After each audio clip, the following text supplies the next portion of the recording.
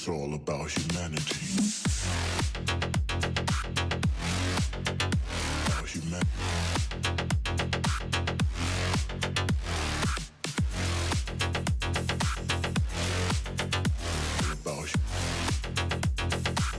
It's all about humanity. About humanity.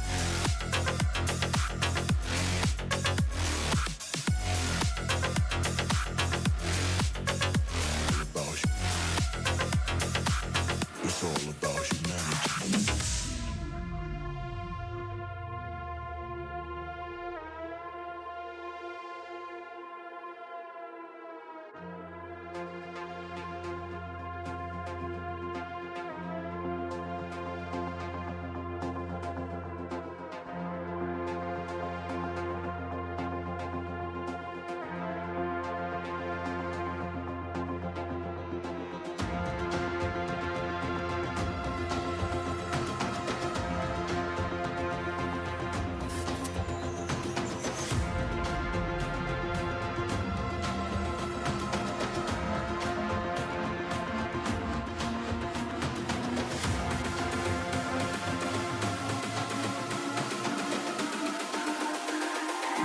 It's all about humanity.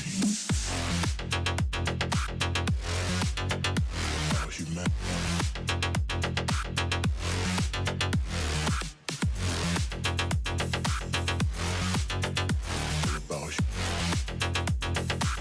It's all about humanity. About humanity.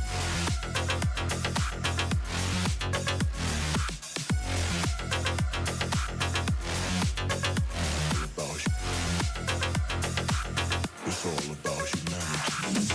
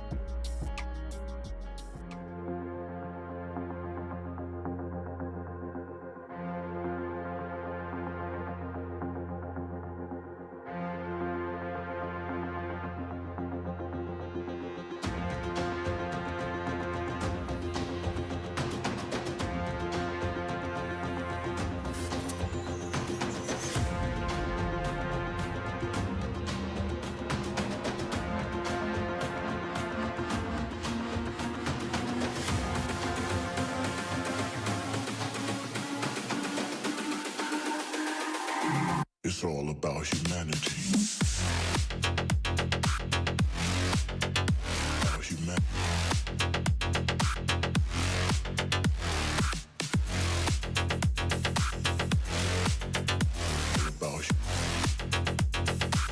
It's all about humanity. About humanity.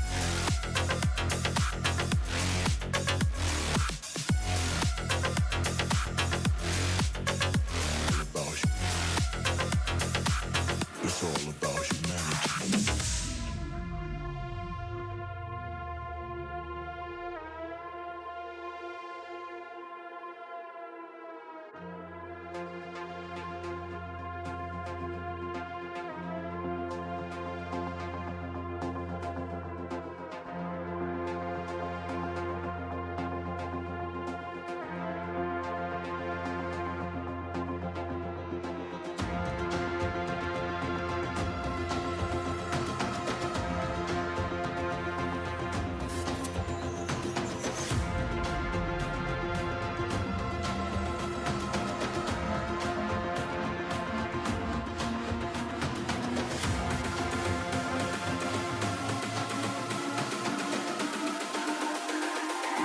It's all about humanity. About humanity.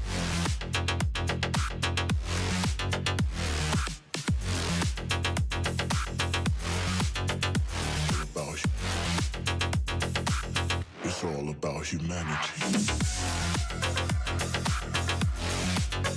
About humanity.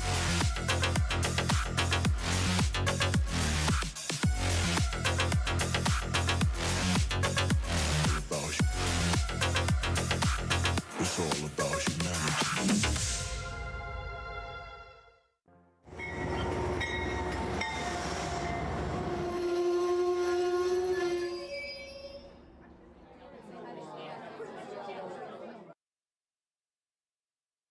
Good morning, model citizens. Welcome to Humanity Junction. My name is Heath, and this is Hangout with Humanity. I am looking for a koi judge, so if anybody knows anybody that can judge some koi, please hit me up.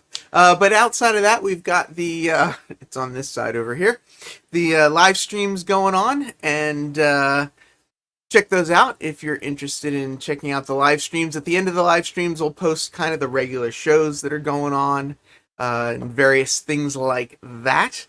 Let's say hello. That would see who's here. Yes, Steve, I noticed there's some pretty funny comments. Bernard C. saying that he's getting a WD-40 drip to help derust himself.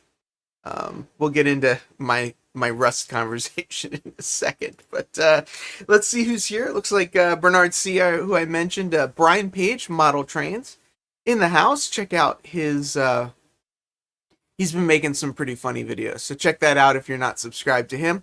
We got Dad Cooks, aka Eric, in the house. Dragon Ball Tech, also known as David DB Tech, in the house. James Galton is here. We've got Joe Raider Black Rock Central Railroad in the house. Lynn McCurdy joining us as well, actually early today. We'll see if Lynn can figure out how to hit the enter button or not. Mr. Dwight Curley is here. We've got Alan from Mason-Dixon Railroad. We've got Andrew from Mr. Pictovid. I also call him Mr. Hot Dog because he's not sure if a hot dog's a sandwich. Nisi J, Ding Ding, is here. Norman Rowe is in the house. Ray Boble, another Sidetrack Sunday member, is here. Oh, I just realized I think I'm hosting Sidetrack Sunday on Sunday. I should probably figure out what I'm going to do. You know what I'm probably going to do? Maybe I'll give away those photos that I keep, or prints that I keep talking about investigating that I never seem to investigate. Norman Rose in the house. We've got Roy Elpham is here. Steve Childers in the house. Jason the Train Freak, another Sidetrack Sunday member. Wigwag Workshop is joining us as well. I think that's the majority of the list that I have popping in. Martin Searsma just sneaking in at the last minute there. If I didn't say hello, I do really appreciate everyone being here and appreciate all the people that subscribe to the channel, that are members on Patreon and on YouTube, and as well as thankful for the companies that I have that also support the channel. So feel free to sign up for memberships or support the sponsors or any of that.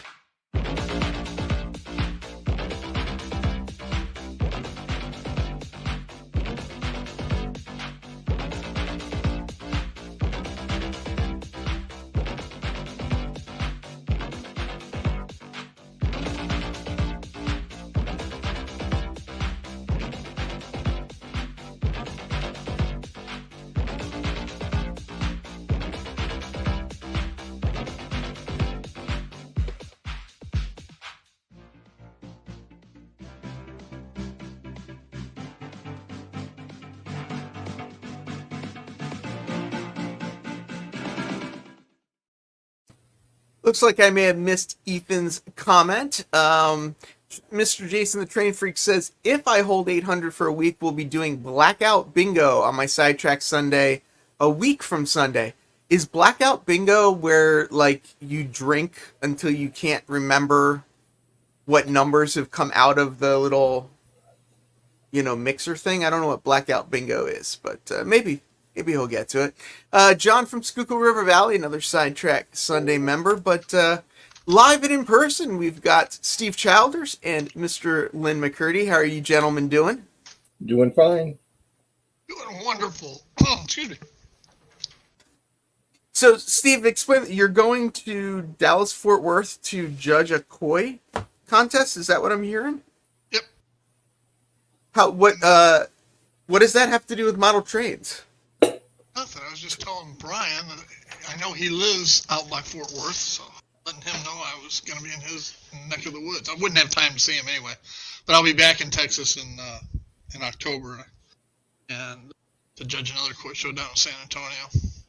So is koi judging like the Westminster Dog Show, where people like parade the fish around and then the different breeds of fish are judged against a certain standard, or?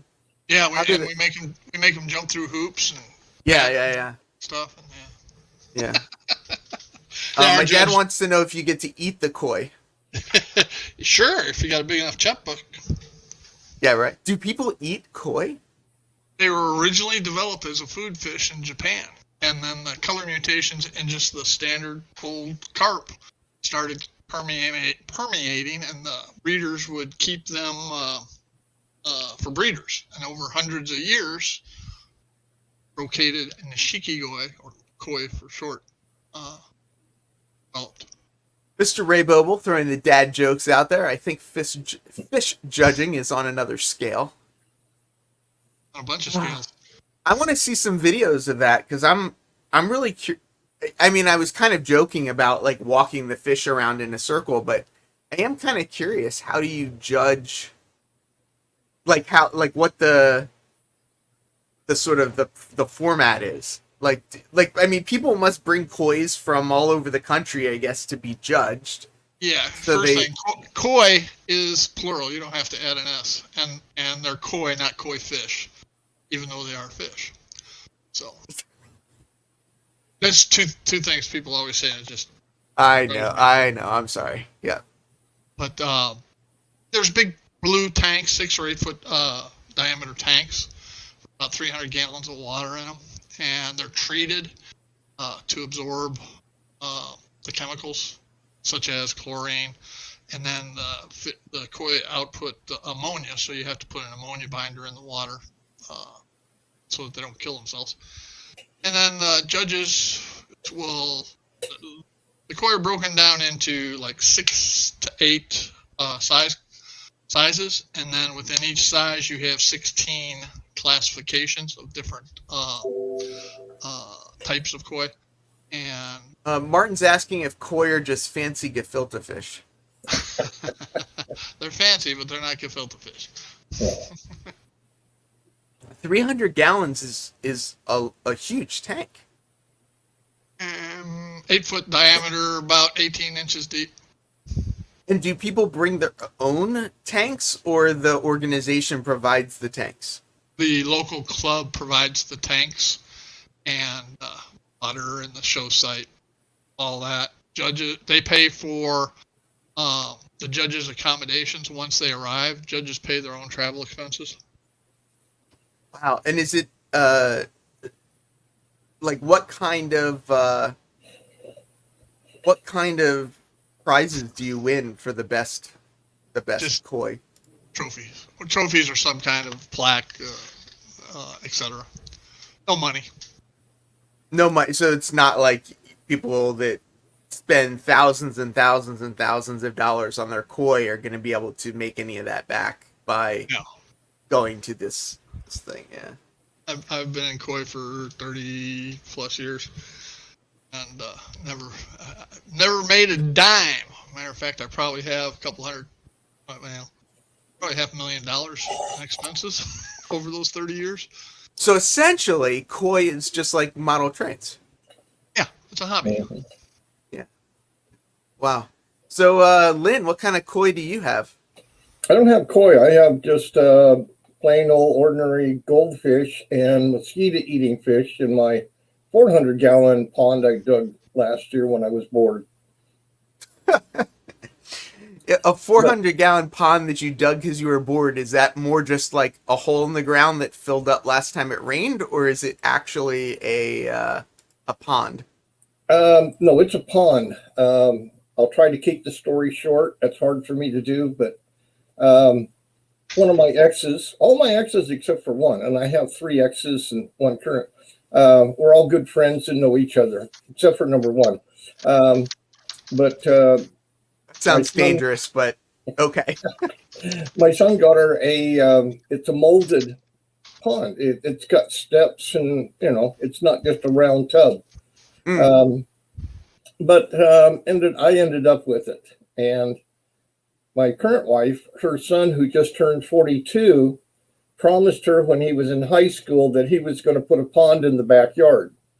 So all the time that I've known my wife, she's told me this story about he was going to do a pond. And last year with quarantine and nothing to do and all like that, I went out with a pickaxe and a shovel and started digging this hole. Our ground is really hard. We're right on the San Andreas Fault. So you go down a few feet and it's just rock hard. Plus we have these nasty invasive trees that the roots are everywhere. So the first foot or so was solid roots. So I used an axe. Then I hit almost like adobe, just hard rock. And so if the San Andreas Fault gets a bigger crack than the crack it already is, it's because you put the pond in. Maybe, yeah. Yeah. But maybe I'm relieving the stress, and that's why Mexico has earthquakes, Alaska has earthquakes, and so far we're okay. Anyways, it took me 90 days to dig that thing because I would put water in it. The water would sit there. It wouldn't even sink into the ground. And I would dig out about 3 inches of mud, fill it with water, wait a few days, dig a couple more inches. And then I ran into a sprinkler pipe that went right straight through the middle of it. So I dug down another foot and ran the pipe down and across and up and around, which hopefully it never leaks. So is it too hot to have fish there, or is it like you can have fish where you live? They've lasted this long. We're going into the second season. They're doing okay. High desert, we go from 120 to 0. Yeah. We do get snow about once every 5 or 6 years. I was telling Daniel and some others last night, we haven't had hardly any rain this year. And at 1:15 this morning, a thunderstorm came through and we probably got 0.01% of rain. It was just enough to spot the windshield on my car.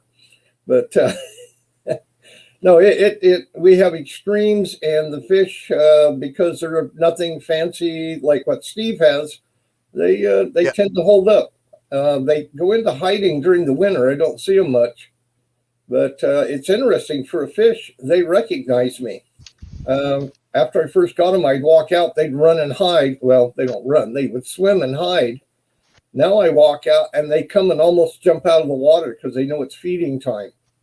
Huh. Anyways. Steve, do your fish recognize you as well? Absolutely. They recognize me as the person that feeds them. Yeah, that's it. Right. You say you get rid of them when they pass their show prime. Where is that, like flushed down the toilet, or is there a retirement center for koi? I'll give them to somebody. People, there an infinite amount of people that love to get koi that big. Okay, right. They don't want to have to raise them. Yeah. Yeah, most people's ponds aren't capable of raising a koi to that size, and okay. You give them one and explain how to care for it, and usually it's dead within 2 or 3 years. But hey, at least they own a show quality koi, and I'll give them whatever awards I still have that fish may have won over the years. Oh, gotcha. Okay. Yeah, Andrea Stepp saying, is there a fish skin glue factory? Can the koi, Brian Page Model Trains, can the koi see the trains? Like if you had a little G-scale thing out there now. Oh, could I they? remember if there's trains around the pond, yeah, they could, but they're not, so they can't. Right. Do birds eat your koi? Yes, there are birds, osprey, egrets, herons. Pelicans down here. They'll all eat the koi. Thus, why I have a screen room out back. Same here. I have a screen over ours too, because we don't have pelicans or anything like that, but we do have crows, ravens, and a lot of other birds that would just love to eat those little goldfish. I don't think crows would, but I don't know about ravens. We also have otters in the lake out behind the house too, and they will clean out a pond like that. Oh, interesting. They'll actually find the pond. They'll explore out of the lake, go find your pond, and then just empty it. Oh yeah. Wow. Not only empty it, we have raccoons, and raccoons do it. I have a cousin that had just started getting into the koi, put in a pond, decorated. The raccoons not only ate the fish, they tore up the whole pond. They destroyed it. Wow. And just went crazy. What I really want is, I don't necessarily want the pond, because I feel like the pond is a lot of work. But what I really want is like one of those little wooden bridges that would go up over like a pond or a small little stream or something like that. So I'm trying to figure out how to have the little bridge without actually having to deal with the water underneath. You can build a bridge. I mean, that's not a problem. Well, if I had the space to build a bridge, I mean. And ponds, don't get me wrong. Ponds that aren't built right are a nightmare, and maintenance upkeep is terrible. That's why they don't get maintained. That's why they become a nightmare. A well-designed pond with bottom drains. It's constantly pulling all the crap out of the bottom of it, and separates it out. I go out, have coffee, flip switches, no labor at all, and watch my fish as I'm cleaning the filters. So. Yeah, there's actually a couple channels that I've seen that have ponds, but like this guy in particular is one that I kind of like. Have you ever seen this one, Steve? Camp Keenan? Yeah, he basically, I mean, he's got ponds and stuff, but he basically has turtles is mostly what he has.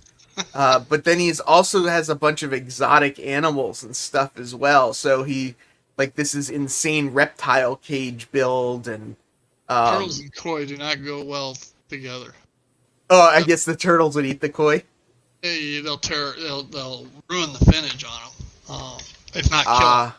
If you see a pond and it has rocks in it, gravel, run fast. Those are sewage treatment plants waiting to explode. Really? So what should you put at the bottom of a pond? Bottom drain, 4-inch bottom drain that is constantly pulling water off the bottom because that's where the waste is going to go, and it goes to filtration and you can there's all different kinds of filtration, but anyway, it allows for the separation of that waste. Norman Rose says that I should get a small little ceramic bridge like you find at the fish store that I can put on my layout. So Norman Rose wants to know what this has to do with rust. Absolutely nothing. Well, you get rust from water. Yeah, that's true. That's true. So what's been going on is I've been doing all like these day jobs, these freelance day jobs. And when I was, between 25 and to 30, I'd go out and I'd do these jobs and I'd work 16-hour days with 8-hour turnarounds and go right back again and whatever. And now that I'm 48, it's a whole different story. It's a whole different world. So like today, work starts at 6 p.m. We end at 2 a.m. and then we come back at 10 a.m. and work until 8 p.m. And, it's okay money. They do the 8-hour turnaround because then they don't have to like pay you a differential or anything. But I'm just, I basically posted this, does your work schedule change every week? As a poll, we got 40 votes so far. Half the people say it's the same every week. 35% of the people say it's a thing of the past. So I'm guessing 35% of the people here are either retired or unemployed, like the two gentlemen up here. And 15% is constantly changing. Yeah, so it's not. Yes, physical labor is tough the older you get, but also, Brian, I wish I was 25. I feel a lot older. Yeah, like Randall's hours are all over the place, and it's like the physical labor is tough, but it's not necessarily the hardest part. I find the hardest part like having a call from 6 to 2 and then working again at 10 a.m. And kind of having that thing. Bernard C says it's gravity, Heath. Older you get, the more it sucks. Yeah. Nick's Trains, who I think is still in his 20s, if I'm not mistaken, says he wishes he was 18 again. I don't wish I was 18 again, but I'd be in my 20s again. Brian says if I came to his house and wanted a beer, he'd card me. If you think that I'm still anywhere in my 20s, the camera that I have is doing an amazing job making me. Last year I thought you were in your late 20s, early 30s until I got to know you. I'd settle for 30. 30 would be just fine with me as long as I didn't have to put up with all the headaches I had when I was 30. So, yeah. Which number wife were you on when you were 30? Number 3. Yeah, there you go. So basically, you went through 3 wives into your 30s, and then you've had basically one since. Correct. So you learned from your mistakes. And I've learned to keep my mouth shut. Yes. Yes, dear. Oh, yes, Hey, dear. Yes, dear. Nick says he's not a day over 40. Are you, Nick? You're not in your 40s, are you? No, you've got to be in your 30s, if not late 20s. No, I thought Nick would. I don't know how old Nick anybody is. David Atkins says he thought I was about 60. See, so there you go. There you go. Drew Dude says for the longest time I thought Heath was lower 30s. Now, I feel like the hair gives it away a little bit. But yeah, I'm getting up there. Definitely getting up there. We all are. Yeah, I know, right? Speaking about getting up there, one of the things I loved to do as a little kid was like Hot Wheels cars. Like, yes, I had my my model train stuff, but I also had a bunch of Hot Wheel cars. And recently, I found this channel. I don't know why it's not loading. There we go. This guy, and I started watching it originally because I said, oh, like his modeling is really interesting. Heath, you will look the same until you're an old dude. I feel like an old dude sometimes. Just turned 35 here. Rest of the STS guys are all older than me. Yeah, Jason, you are the kid of the group. It's the young kid. But we were talking about this one, and I thought if you like die-cast cars, but you also kind of like modeling. I don't know. Can I play this without... Let's see if I can do this without getting my channel... what's that word? Demonetized. But you see, like, he's got this whole race course that he modeled. And he sends the cars down this race course. But not only is like the modeling good and like it kind of fun to watch the Roy, you're missing the 2 jokes. 52, I finally have a full deck to play with, right? I'm confused. David, my 40s were my best years. My 40s were not bad until the pandemic. The pandemic definitely kind of shook things up. But so Wigwag knows this channel. So if you, it's just one of the things I really love is other channels that do modeling type things, but that are like a little bit outside the modeling world. And this guy, like, some of the modeling is like really kind of fun, and he's got some like neat little details. He goes through all these like scoreboards and stuff. But as Wigwag said too, there are like 2 commentators. There's like the color commentator, and then there's the other guy. And I've seen some of them. Yeah. And the back and forth is just hilarious. Roy, Heath obviously doesn't play cards. Damian crossed 50. Yeah. Human City, a deck of cards is 52. Some come with 2 jokers as well. Yes. Yes. I'm half joking. But so I like these kind of things. And then there's also this channel, she just did this. Oh, here. It just came up here. This huge build. Come on. See if I can find it now. But she did this like huge build, and it's basically like the similar modeling techniques to what we do. She made a river with water, and there's fire, and there's lighting, and there's all kinds of stuff like this. So I'm kind of curious if other people have some favorite... Manny says you guys are young. If anybody else has some favorite like modeling related channels, but that aren't like model railroad modeling. I mean, you could argue too, like, right, if you go to Luke Towan just built what I think is the Walters oil pump, although I haven't had a chance to watch the video yet. But you know, it looks exactly like the Walters. It is. It was, yeah. Yeah.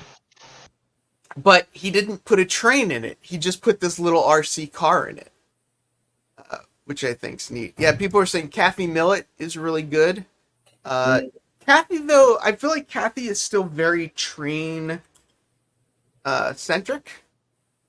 That makes sense. Like she's like Luke Towan has sort of gotten away from. Oh, I didn't notice she's doing. Apparently, she's doing different things now. The ultimate underwater escape tomb diorama. I didn't realize she was doing different stuff too. Let's see, Terranscapes. Let's look that one up. I don't know if I know that one. Terranscapes. Yeah, I don't have that one suggested, but so is this he does of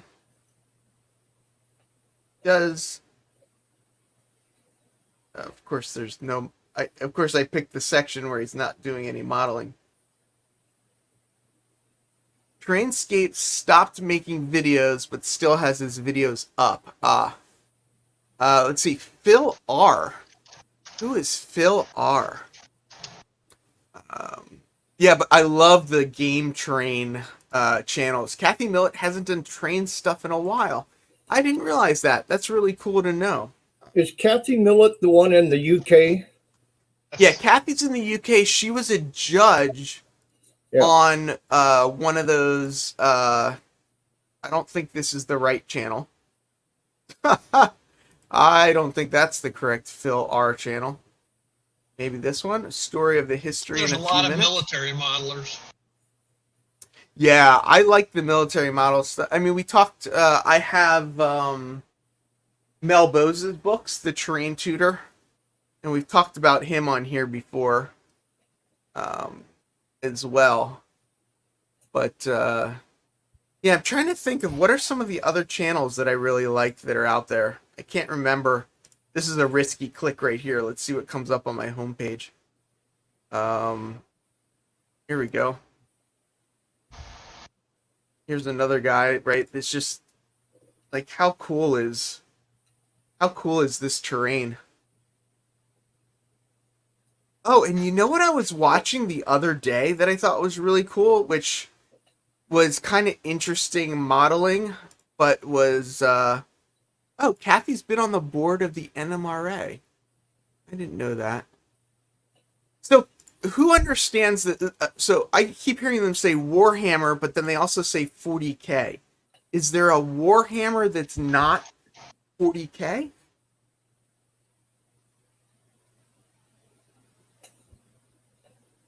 No one. Bueller. Crickets. Bueller. Hoover Dam completed. There's this guy. There's this guy that's been building. I think he might be in India. And that's completely a guess. But he did. Oh, here it is. Look, I found it. Bridges and dams and stuff he does. Yeah, so this is finish the Mini Hoover bypass bridge mini construction Hoover Dam project.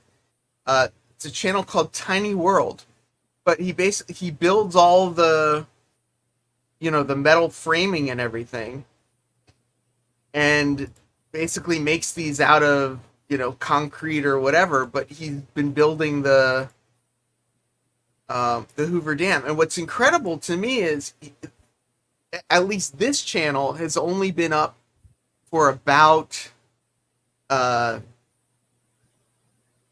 Roy says there is Warhammer and Warhammer 40K. There you go.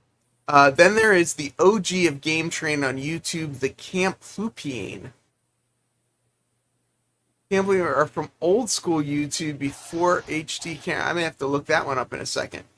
But so this guy, like, you can see sometimes in the background that he's like not in any like fancy area. He's out. Trying to see if I can find one where you see the like huts in the background. But this is a channel. It's only been around for like 6 months or so. But like this video has 472,000 views.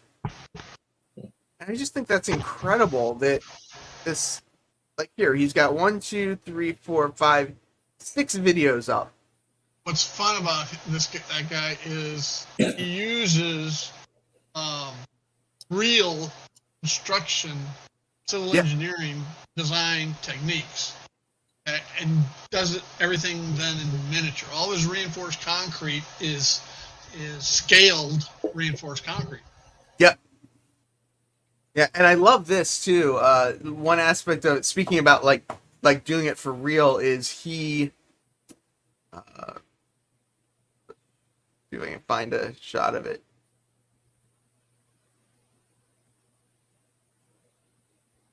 So to build this arch, he built it like a suspension bridge, where he tied all the strings off. He tied all the pieces of string off to make the arch. But then after he built the arch, he basically cut off all this, like you can see here, the arches and everything. He cuts it all off. He cuts this all down. He knocks down these upper piers or pilings or whatever, and then smooths it out to build the bridge across. So like Steve's saying, he literally like made it the way you would actually make it. Which is kind of cool. Yeah, so Martin, Kathy Millett is 72 subs. Luke Talon is 1 million plus. They do the same things. Supposedly, what Luke Talon has said is that if he shows a model train in his videos, that they get significantly less views than if he doesn't. So, like, he built that oil pump, which that oil pump is basically a model train kit, but because he didn't include a model train in it, he's gonna get more clicks. And I don't. I just saw a video from somebody, I can't remember who. Luke was actually at somebody's house operating the railroad with them. Really? Yes. Oh, that's fun. He is a model railroader, but like you say, his videos, I don't think I've ever seen a model railroad. Yeah, and I don't think he. If you go back 7 years, you can see the model railroading stuff. You can see he models in HO. And like Norman says, it did start as a model train channel, but he no longer shows model trains because, he grows his channel that way. So Flymo said, Warhammer 40K broke away from the main Warhammer crowd. Exactly how and why, I'm not sure. Now my son tells me that he's given up Warhammer. It's Forge World now, but it all seems the same. Yeah, I think it's interesting the way it's, yeah. But this Geek Gaming Scenics that I brought up that Brian Page mentioned is another really good one as well. Yeah, Boulder Creek Railroad was his railroad name. Let's, just for fun, just to show that, oops, and I spelled his name wrong, but didn't matter. It came up anyway.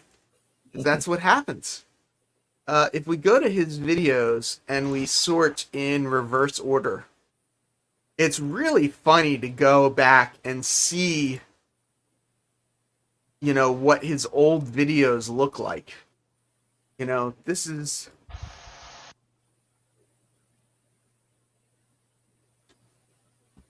very different. Very different than his new stuff. Yeah, he's from Australia, and I believe his day job is as a pilot. So I think part of it is that YouTube considers model trains for kids, so it doesn't share model train vids the same audience. I agree. I definitely think that that is an issue. And YouTube does flag a lot of train videos as for kids and turns off comments. So, Norman, are you talking about Luke Towan's skills early on? And that's actually one thing I like going back and like you see a guy like Luke Towan and you're like, wow, like his modeling's amazing. But then you go back 7 years and his videos are online, so you can see them and you can see how different his modeling skills were back then. So I have a great video idea to bypass being flagged. Uh-oh. This is going to be interesting. Jason Train Freak, I think with all of us, our first videos were not as good as the videos we produce today as we invest in the equipment we use. I would argue that it's not just the equipment necessarily, but it's knowing how to use it. And I also think it is that I haven't gotten any better, but I definitely think certain people, if you want to see somebody that made some interesting videos that have definitely gotten a lot better as they went, I'm getting them up here. Here's a channel to check out as well. This guy's like, you look at some of this guy's earlier videos. Why is this? Go away. How do I get this to go away? Go away. But some of this guy's earlier videos were much, much different than the current videos.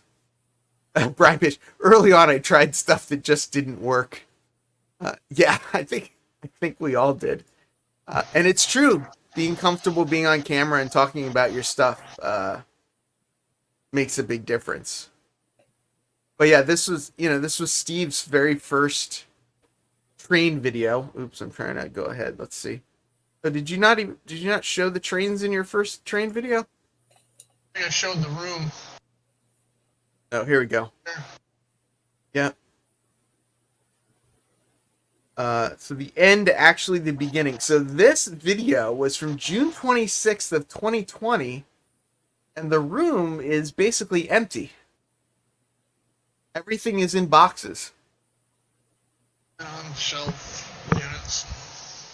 So you went from basically no layout to the layout you have now in a little over a year? Well, I'm retired. I guess, I guess it is the retirement railroad, right? Yeah. But even just like the audio and how you made your videos and stuff, it's changed so I much. still haven't built that Union Station kit. Oh, bro.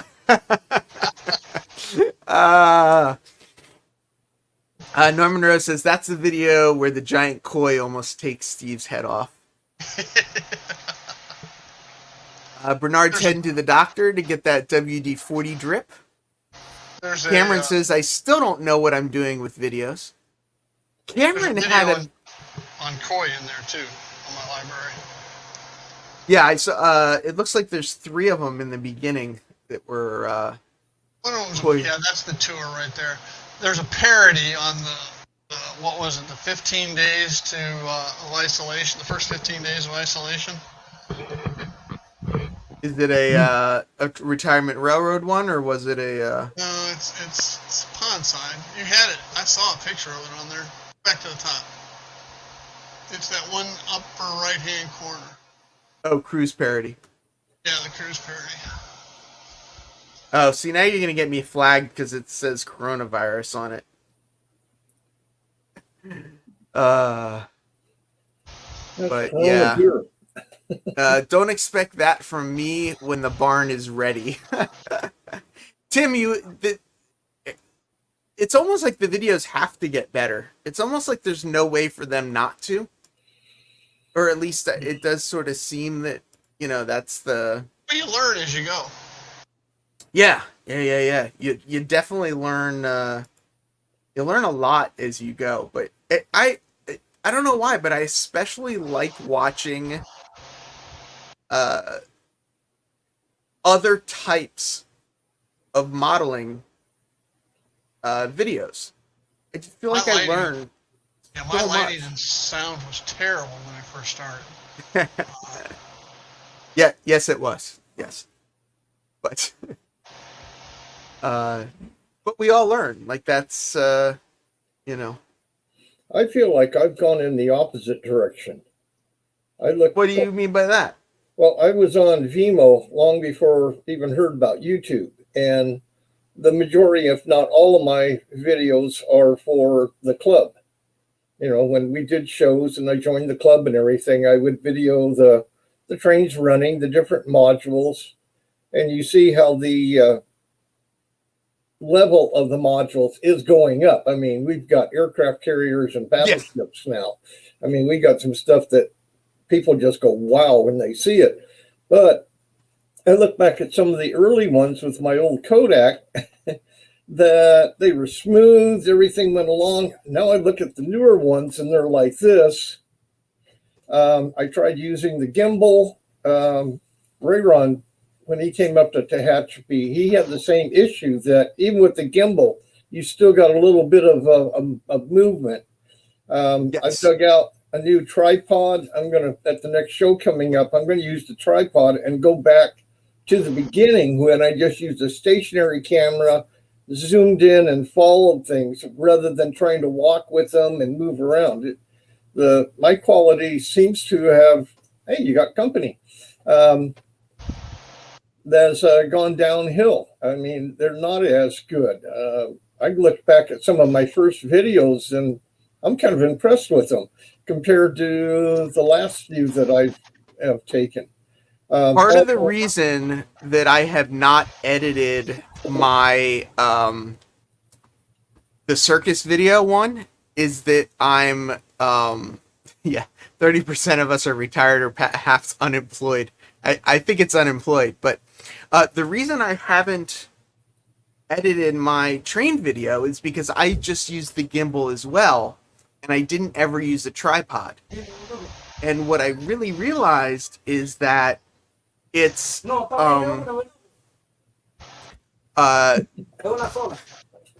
finally painting some of the stuff that needs to be painted, so it is what it is. But what I realized is that you need I need to take the base off this gimbal and basically mount it to the tripod underneath so that I can then do both, right? Like it needs to be it can't be one or the other. It's got to be both.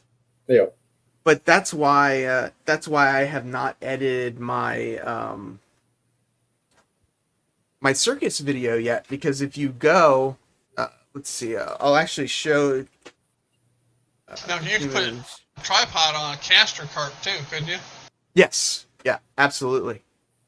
Let me find that video. It's the trailer, but I'll show it here, and I can kind of talk about it a little bit. But it's, as you watch it, you can see it's just not, it's just shaky, right? And it's kind of why I haven't edited the rest of the footage, is because it bugs me. Like you can see right here how it's like moves in and out.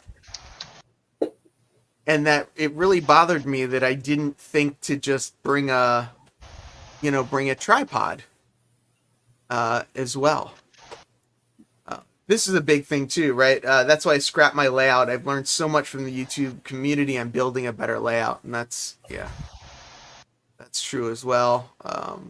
Sadly, it's a little too small. Which gimbal do you have? This one? The one I have? Yeah, I stopped getting the Max cameras or phones, and I just get the regular phones now. And yeah, if I had a Max or one of the bigger iPhones, it wouldn't work. But you can see all the movement, in the, like right here, there's just a lot of, bouncing and whatever with the gimbal. Which, Yeah. okay. which is partly why I haven't edited this, because it frustrates me that I didn't think to not do that. Now, the reality is it'd probably be better to have the video out there than not have the video out there. Yes. But I'm still just so frustrated by the lack of... This was my attempt at a jib shot, or a crane, what's called a crane move, basically. Basically raise the camera up as you kind of tilt down. So here's a comment from Mystic Southern Railway. One thing I learned is not to compare myself to the greats like Stephen Bennett or Steve Childers. Gag. Well, Steve, what do you got to say for yourself about that? Mystics, it's Friday and Mystics broken into the liquor cabinet early. Apparently. I mean, it is afternoon, so, you know. It's a good time to get started. Oh, I just saw the comment and now, oh, here we go. So I actually tried DaVinci Resolve's image stabilization. What it will do is it'll take the object and put it in the center of the screen so that the object isn't moving. But the problem that I had, at least with that particular clip when I tried to stabilize it, was that the object would stay in the center, but then like the outside of it would do this like warping thing. So that's where it's that's what I don't like, is that you can tell when something is stabilized. So yeah, it's yeah, I know. Hello crew, what's on today's agenda? Well, Keith, I don't have a lot planned, so I'm doing a lot of just yapping, and you know, that's about it right now. Derek Alexander says, "Hey Steve, it's great to even be in the same sentence with Bennett." Yeah, no kidding. John says, play around with the settings. I've gotten some good results with a little work. Oh, interesting. Maybe I'll try again. Yeah, I've read up and like I've looked at like, you know, what's the difference between perspective and this and that and the stabilization stuff. And it's basically everything that I've read or everything that I've seen says you literally just need to play with the settings. Like there doesn't seem to be any, logic to the settings. So Boulder Creek Yard says, Brian Page Model Trains, I did a live stream and someone mentioned that tripod moving made them sick. Now I just try to do less moves and use the gimbal with my other phone. Yeah, so like I put this phone here on the gimbal, and let me make it a little bigger. And the reason I put it on the gimbal is I was going to show some of this stuff on my desk, and this was kind of the easiest way to do it. But yeah, you do, when you move it, it's like you've got to be so careful or whatever. But what I've kind of been doing is, if you remember, this used to be more of a rectangle, right? So it used to kind of come out to the edge, out to this edge. But what I did is I took the short piece out over there, put the two ends together, and then made this longer with the short piece here. And I'm going to try and basically eliminate all this space gap that I have here. It's just not working because the cables are... Eventually I'll push that all back. What I'm trying to do... And I'm like moving quickly and everyone's going to throw up or something. But what I'm trying to do is, these are the additional shelves that I need. But I drew out kind of a little table thing. And I'm going to get 64-inch 1x3s, which will be the length. And that's why I set this all up back here. I did this so that I could measure it. I wanted to measure from this corner to the other corner. So I'm going to make the table pretty much exactly the size of the modules. So, it'll be 64 inches this way and then 32-inch pieces this way. And it's just going to be an open frame. And what the open frame will give me is I'll put these cross members where the you can maybe see there's like a little bit of gap under the module. And the module sit on these little feet. They're basically bolts. And I'm just going to make an open frame. And I'll build the outside frame. And then I'll put these, these other ones on wherever I need to put them on so that the modules don't fall through the frame. And then I'm going to have 36-inch legs. And I'm just going to, I have 12 36-inch, which will just be, make an L out of the 1x3s. Brian Page is a VR gamer. I would not have guessed that. Actually, maybe I would have guessed that. You may want to consider some adjustable feet legs. I thought about adjustable feet.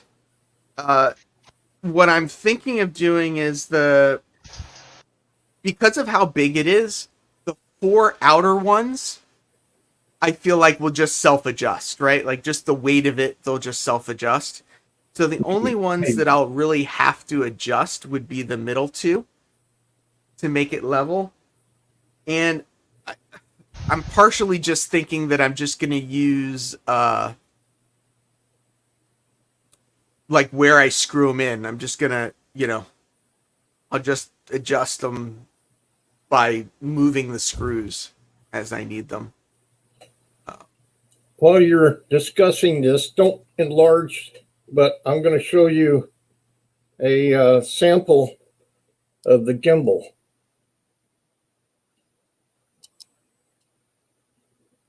Well, it's hard because you're moving your phone and the gimbal's moving, so it's hard to tell. Well, that's true. Um, But,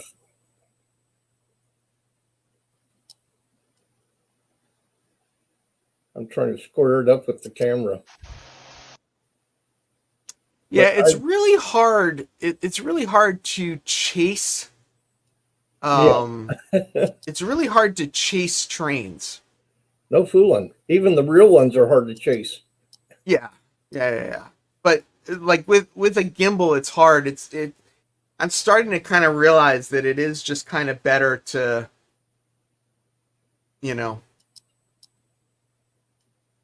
Minimize.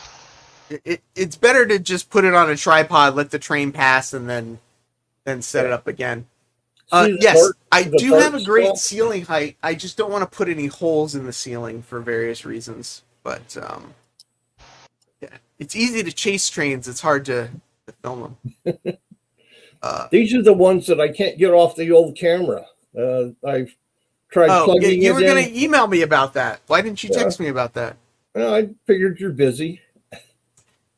So yeah, I've seen these type of adjustable feet and I like them, but what I need more than adjustable feet is wheels. So the adjustability of my legs can't be the point that hits the floor, unfortunately. I need the adjustability to be either in the middle or on the other end. So that's why I was just going to adjust the height by screwing it into the, into the side. On my swing out, I just have casters that I can adjust. How do you adjust the casters? Caster has a rod that comes up. Yeah, right. That's what we have on our modules. You put double nuts above and below and adjust them. Yeah, unfortunately, the casters that I got are just bring it up 1 second. Are just these style casters. I didn't get the kind with the hole because these I could just screw onto the bottom. Right. But yeah, it looks like that, except it's a bolt that comes up through that center. Right. Yeah. And I know what. Let's take a quick look. But which are more like furniture style casters. The Here, bottom like ones are like these guys. those. Yep. Yep. And then you could do that. You could adjust them with that nut. So yeah, the way I'm making it with just 1x3s, if I need to adjust it a little bit, I can shim it or anything.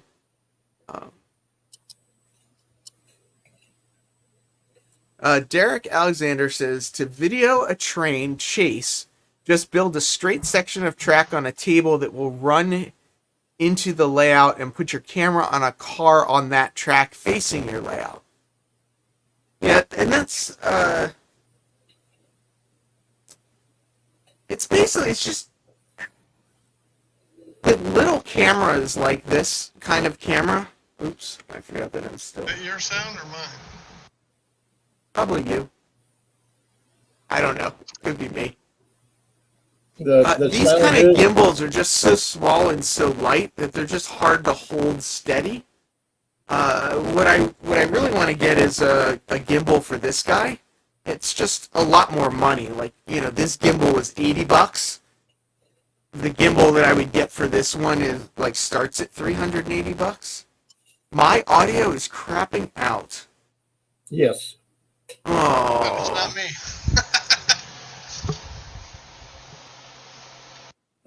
All staticky. I don't know what's going on. Yeah, all of a sudden it got real scratchy.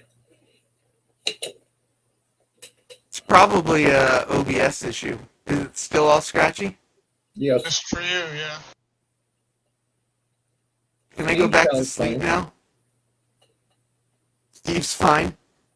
Steve's never okay. Apparently I am.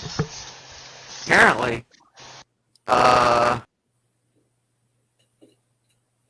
Yeah, I don't really know how to fix it except for restarting OBS.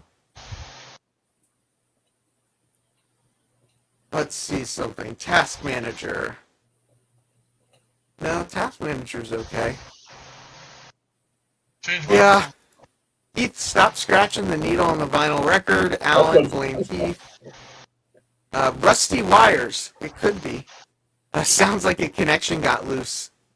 Yeah, like a connection between my ears. Did it fix itself, or is it still a mess? Still a mess. Sorry. Well, if you guys want to talk amongst yourselves for a second, I'll be right back. All right. Tell a story or something. Steve, go for it. From the 1930s. I don't have any stories. I'll tell one. I got lots of them. Man, you always have stories. Have at it. In the 70s, because Heath was talking about jobs and odd hours and everything, I ended up driving a small gasoline tanker, held a little over 1,000 gallons. And this was right before the gas crunch. Remember the lines for gas and everything. And into that period of time, so I was real popular. I also had a lot of people chasing me for gas. But I was also in a car club.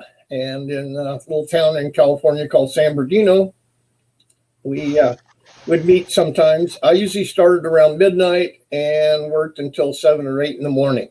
And I'd go to truck stops, freight companies, all kinds of places. Anyway, so I drive in this gas tanker, and the car clubs, they would meet, and I would join up with them. And guys got talking, and I don't know, one thing led to another, and somebody suggested I could do a wheel stand with the gas truck. Being a young 21, 22-year-old stupid kid, I took the challenge. And money got handed around, and it got up to $100. Now, this is in like 1972, 73. To me, $100 was worth it. The truck was only about half full. It had air brakes. So I already knew if I pulled up to a stop and hit the brakes real hard, you could feel the gas slosh back and forth in the tank. So here's all these cars all lined up on a back street about 2 o'clock in the morning. Police never came around, luckily. And I did a wheel stand. I waited until the gas went to the back truck, put it in granny gear, and nailed it, and the truck went in the air. Now, one of the things I didn't think about is what goes up comes down. Yeah. Really lucky the frame didn't break or the wheels come off or something. It bounced all over the place. Everything inside the truck flew all over. The radio and the dash came loose. But I got my $100. And I've never done anything like that again. I've done more. Oh, there's Andy Ambrose, who I haven't seen in months. About time. Yeah. DC was just asking about you, Andy.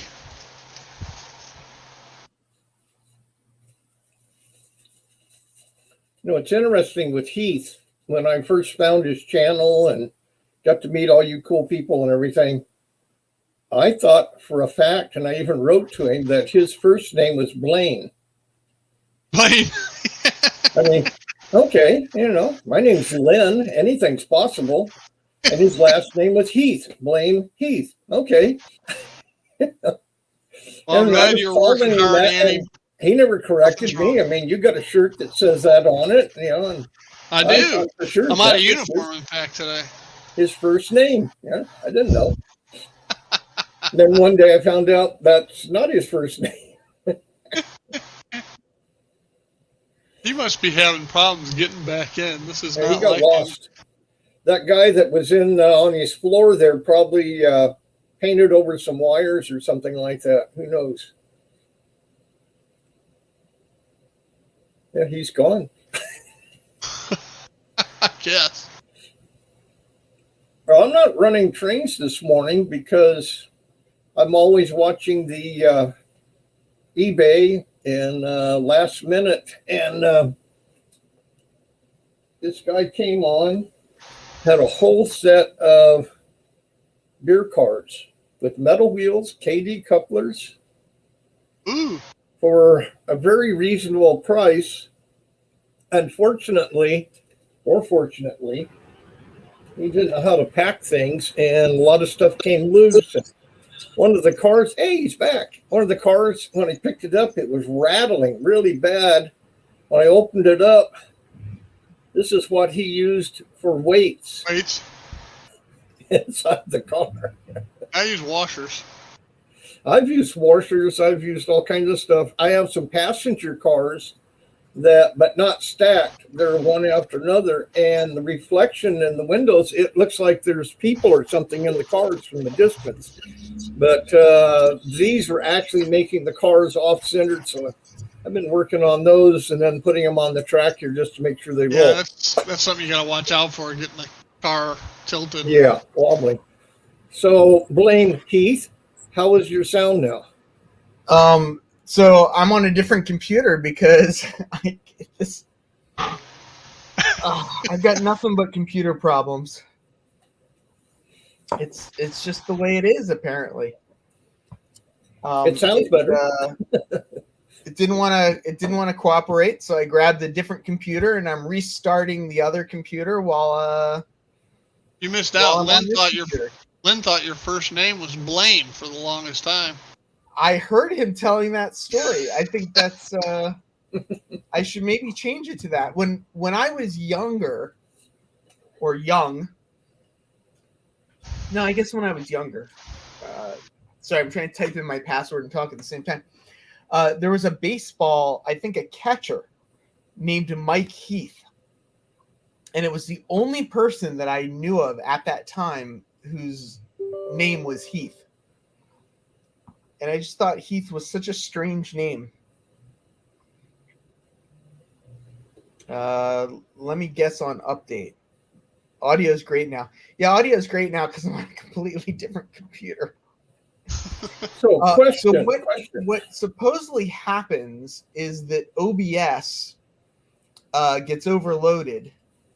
And one of the things that kind of gets shortchanged is the audio. And it, if you guys remember, like when I was doing all the tech testing and stuff like that, I would have all those audio issues. And it's Yeah, but there's only supposedly- 3 of us on. What?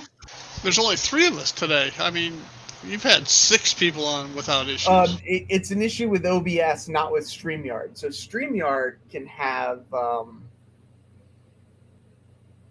It's not a StreamYard issue; it's an OBS issue. Okay, so when you're on StreamYard, you have a lot more guests. I can, but when I'm running StreamYard on the same computer that I'm running OBS on, sometimes it doesn't.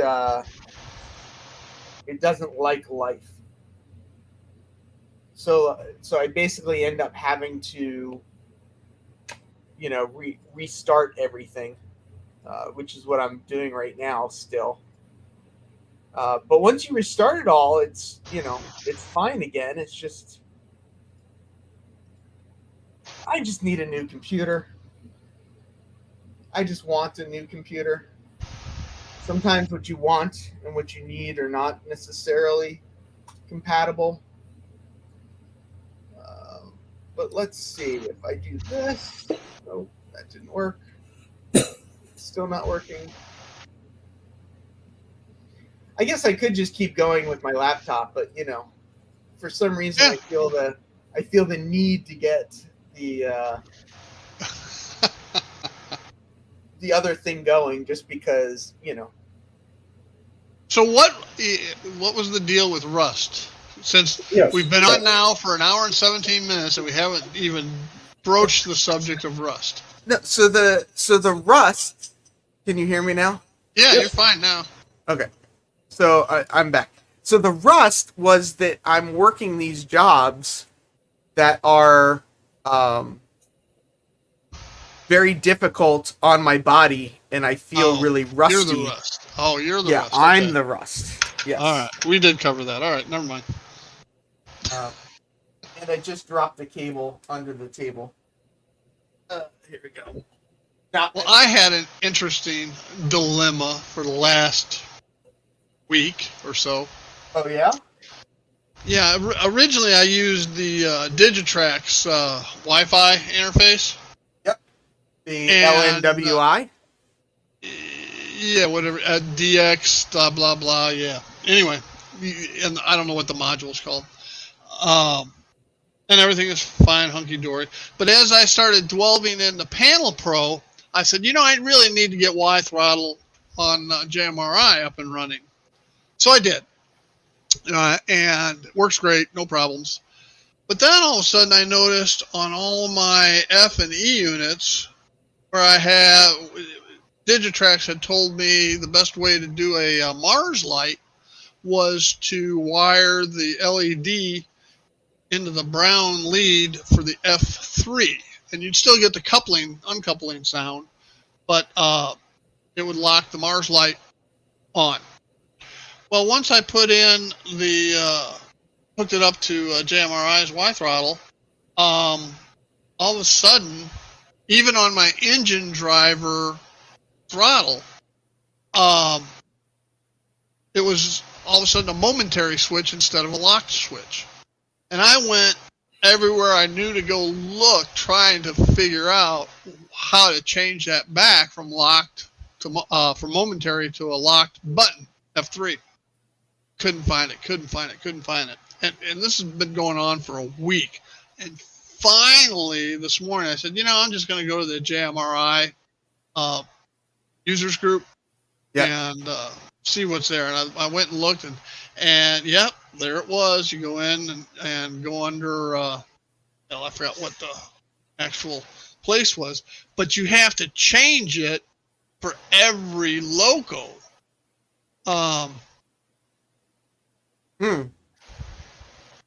And it's under roster. You got to go into edit entry, right, which is basically taking you over to the Decoder Pro side. Enter the loco, and then open programmer, and it will take you where there's a place where you can go to function and change the F3 over to a locked button. But and that's so is that on the throttle or is that on the decoder? It's in JMRI. Oh, in JMRI. Gotcha. Okay. Yes. Yeah. But you're going into the roster on Decoder Pro. Is basically what you're doing through Panel Pro and editing the setting for it. And here's the weird thing: you don't have to have that loco on the programming track. It's not changing a setting on, even though you're into the roster, it's changing the roster setting, not the decoder setting. But so when you push the button then on your throttle, it doesn't change the action of that. It only changes when you push the button in JMRI. No, it'll change it on engine driver and Y throttle both that are connected via JMRI. Does that make sense to you? Not really, because okay, if I go in here, I guess right. So on Y throttle, right? It's so you're changing the action of the button for Y throttle, not changing the action of the button for Digitrax. Correct, but you're changing the action for Y throttle in JMRI, not in the throttle itself. Right. Okay, does that make sense? Because Y throttle Y throttle is triggering the JMRI throttle. Y throttle isn't actually the throttle itself. Yeah, because you actually have two different things here. You have Y throttle on an iPhone.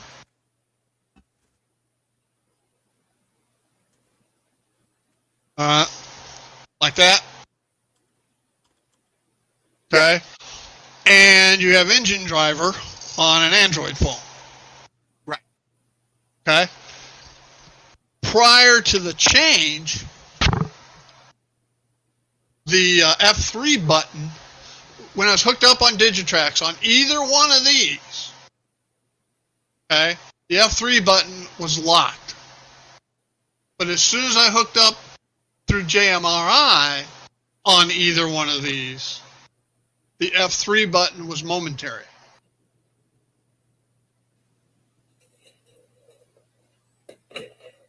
Yeah, and that's I actually had that issue with one thing too, where I wanted I set the lighting for this module back here it's all DCC controlled, and the way I wanted to set it up was that all of the decoders were set to address 100, but then each light, and this is why this old pirate stays with DC, and then each light was on a different function button. So like function 0 would be the house light, and function 1 would be the station lights or whatever.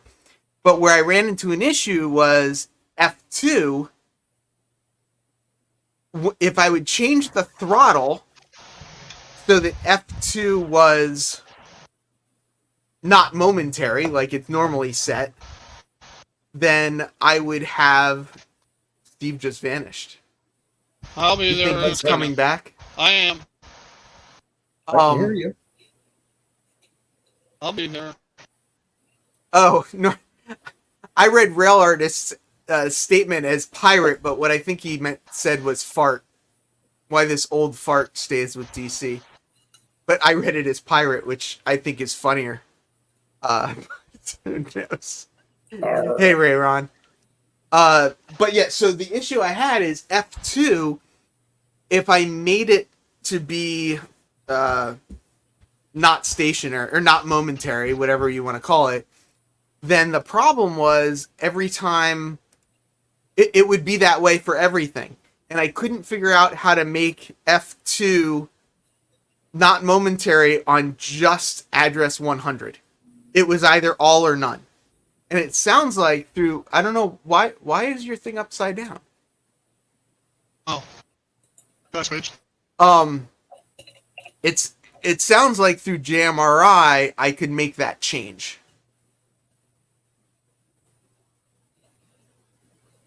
You guys aren't playing trains, you're playing electronics. But we're trying to get our trains to jump through hoops.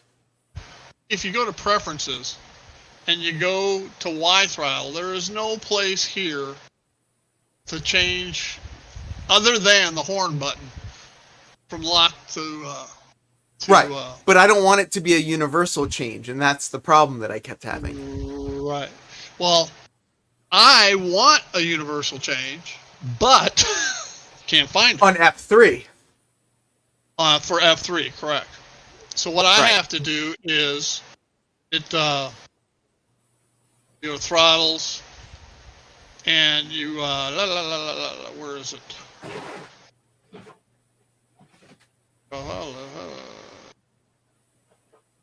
Edit. So I feel like James from Boulder Creek Yard is just making fun of me because I can't find my little foam roster. Chrome cradle, and he's got his right on his bench. I always lose. Anyway, to do it, you go into roster, edit entry, and you get this little window up here in the upper left-hand corner. Yeah. Then you select the locomotive. All right, and I'll just pick out this. So then you are changing it per the locomotive then. But is it just the locomotive in JMRI roster, not the locomotive itself? So the change isn't an actual CV change then? Is that what we're saying? Correct. It is not a CV change. It's a function change within JMRI. And then you get to this page when you go to function labels. Oh, so under function labels you could check or uncheck. This one right here was the problem. Yeah. For me. That's where I have my Mars light wired in. Because that's what Digitrax told me to do. But then when you're using your Digitrax throttle, it doesn't work the way you want it to work. It only works when you're using Y throttle then. No, it'll work on Digitrax throttle too. Because the Digitrax throttle is connected directly into LocoNet. But how does the Digitrax throttle know the setting change that you made in JMRI? It doesn't care. It's not communicating with JMRI. It's communicating directly to the track and the locomotive through LocoNet. But how did you change the setting for F3 in the Digitrax system for that one locomotive for the Mars light? I didn't. It was already like that.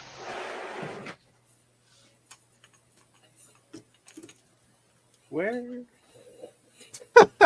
James, help us out. How you doing? All right. I don't know what I did with my tweezers.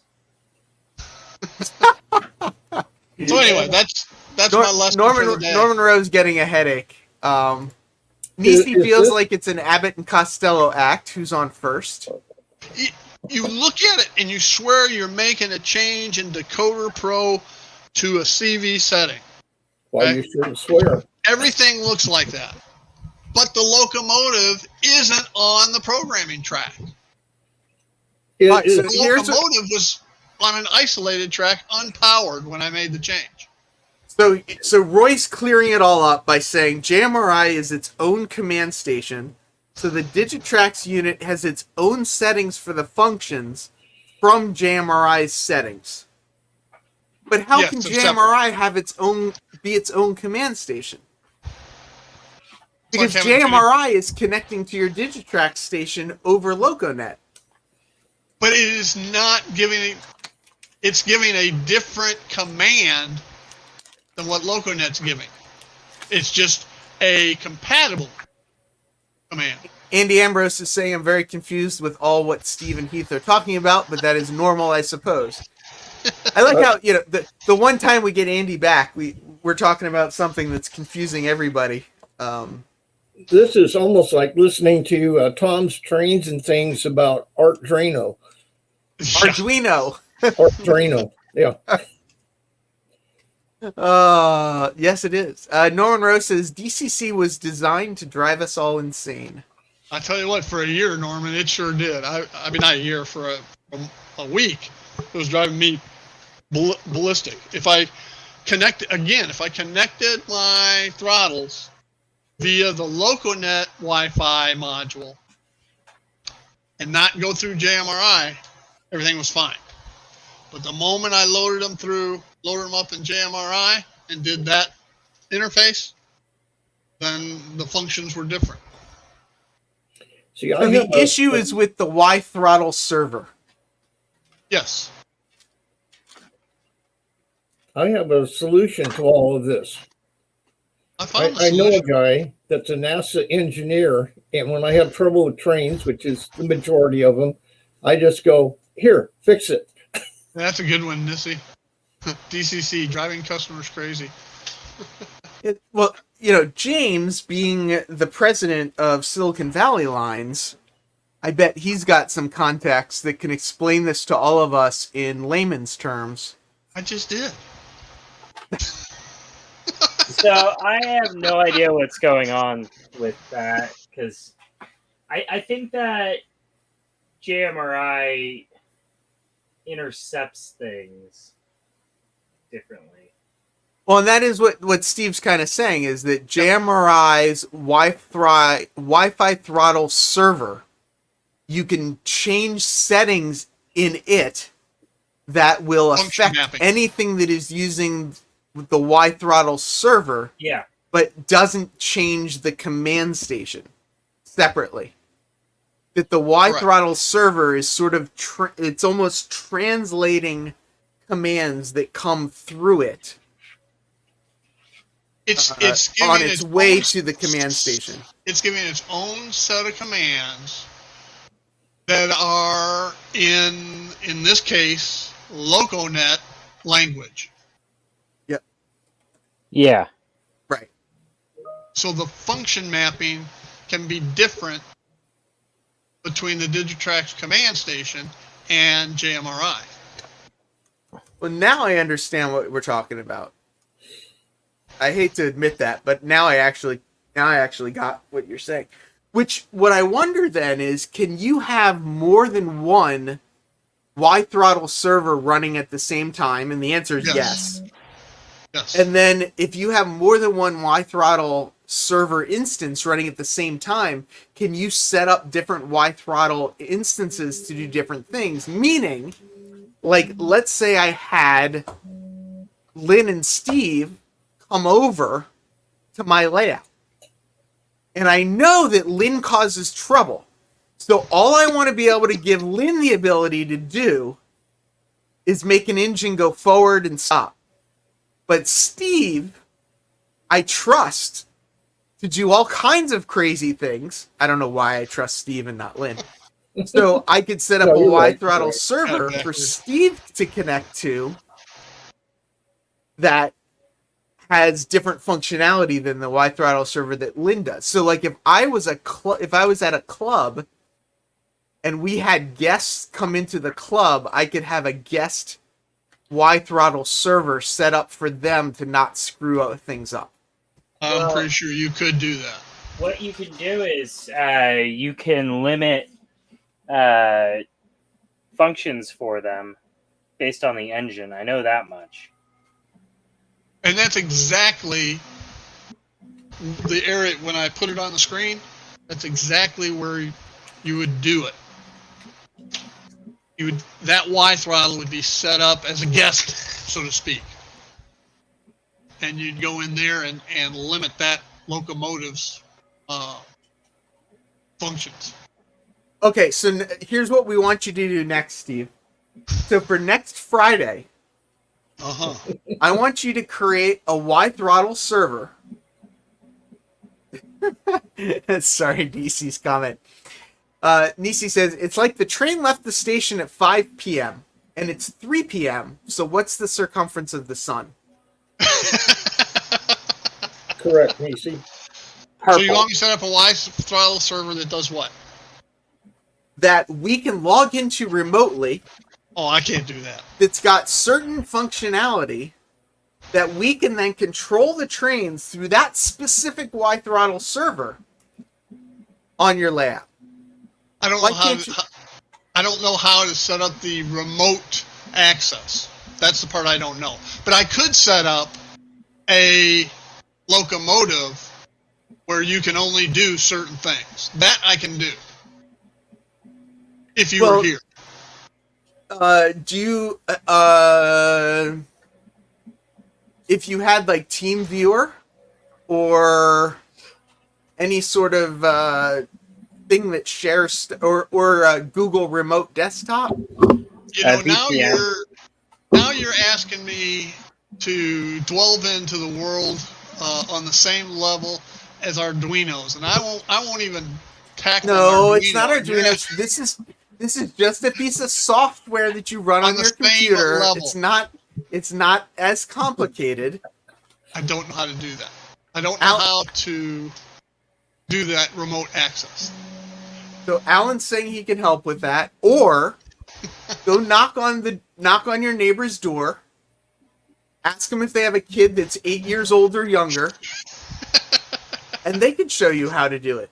Yes. Yeah. No. I'm not sure I want people to have outside access. I'll wake up in the middle of the night and you guys will be running my trains around. Well, no, exactly. How fun would that be? Hey, I can make them go off the layout all by myself. Thank you. Well, but if you had your Y-Throttle server set up to limit the access, then Andy Ambrose says it's simple, Nisi. You just add the square root of a cabbage and an antelope to the time the train left and Pacific time to the logarithm of a Kato SD 40-2. See, I think this is all making so much more sense, and because I feel like we're at the point where people are not confused anymore, that we should probably just end the stream now and leave people in a good place. I've never heard of Remo TV. Do I? Programming required for Remo.tv or for Remo.tv. Software for adding a robot. What? Hey, I'm lucky What? I can that I got this thing done. Yeah, Roy's just sent us a link for controlling robots. Hey, Norman says it clears everything up. So I feel very complete. Andy as well says at the point where we're not confused anymore. Flymo wants to know, is it cosine, sine, or tangent? It's the derivative thereof. So, you know what? So, when I was in high school and I started learning calculus, and the first thing you learn in calculus is derivatives. Yep. And basically, one of the first things you do is say, okay, what is the derivative of x? And it was so exciting to me when I realized that if you have the position, x, and you take the derivative of it, did you get the speed? And if you take the derivative of the speed, you get acceleration. So all of those sort of functions of, a position, speed, and acceleration were all just these calculus things. But because of the way they teach you as a kid, they teach you about, position, speed, and acceleration separately from the derivative of x, whatnot. So, I don't remember it well enough to explain it really well right now. But I know that if you take the derivative of x, you get the speed, and the derivative of the speed, you get the acceleration. And that was when I realized that's what was happening, it was, it blew me away. Drew, for the record, I'm a lot better at explaining koi than I am JMRI. I hope so if you're going to be a judge. Not just any judge. I'm actually the chair of the AKJA judging organization. Oh, are you really? Yeah. And that's why your email address is whatever it is because you use it for that organization as well. Gotcha. So Andy wants to talk about trains, and he's The Gordy of American Koi. How's that? the authority of American Koi. Is that what you just said? The Gordy of American Koi. Gordy's the president of the NMRA. Oh, you're the Gordy. Right. Gotcha. Yes. I think it's time for me to go take a nap before I have to go to work. Drew Model Trains wants to know, what do Koi think about? Are they well versed on philosophy, and do they like squirrels? They like my dog. Edward Katie says, I got on late. I have no clue what is going on. So are you going to control a layout using a Raspberry Pi supercomputer? No. So what we're doing is Steve is going to set up a Y-throttle server in JMRI, and then he's going to provide us with remote access to that JMRI Y-throttle server so that we can control the trains on his layout and drive him crazy. And throw the switches the wrong way. Exactly. Have them go off the table. Theta is the missing angle. I thought Theta was one of the fraternities. I'm in Theta. I wasn't. Well, I guess I'm an alumni of Theta Delta Chi. There you go. So we have found Theta. Theta is Steve. Yeah. 1/3 of Theta Delta Chi. Tim says I should apply some double-sided tape on my head, which will help catch things going overboard. Edward Kitty, I really wouldn't ask them to repeat what they have been talking about if I were you. That's like the first time I saw Tom's Trains and Things, and he started talking about the Arduino, and I made the mistake of asking, what's an Arduino? And the whole room went crazy on me. And Tom spent the next 45 minutes trying to explain something to me that I still have no idea what he's talking about. So you don't know the difference between a microprocessor and a microcomputer? Correct. But you know there's a difference between a microprocessor and a microcomputer. They're spelled different, yes. Processor is part of a computer. That's all I know. I like that James has his 3D printer going in the background. Question. Should we all guess what he's printing? What are you printing, James? Currently printing parts for the printer. Oh. Printing parts for the printer? Yes. So right now you can see I've got this lovely cardboard box around it. And I'm printing clips that will be able to clip acrylic around it instead. Oh, okay. So it holds the heat in. I was going to say, if you need those parts to print, how are you printing? No, it makes sense. Now that makes more sense than all the others. Yeah. That is logical.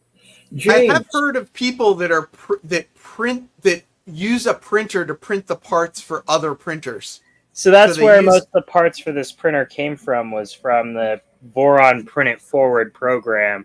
They print the functional parts, the parts that you have to have for the printer to work.